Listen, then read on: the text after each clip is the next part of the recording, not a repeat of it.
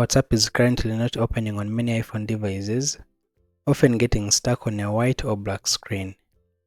Even if it does open, it freezes for a few seconds before closing again.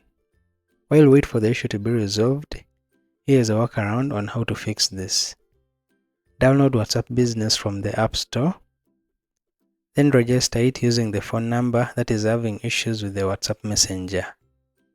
Next, transfer your chats to WhatsApp Business. Once the transfer is complete and you can see all your messages in WhatsApp Business, uninstall WhatsApp Messenger. After that, reinstall WhatsApp Messenger from the App Store and log in with the same phone number you used for WhatsApp Business. From there, your chats from WhatsApp Business will be transferred back to your WhatsApp Messenger, and you can then uninstall WhatsApp Business, but after you've ensured that all the chats have been transferred.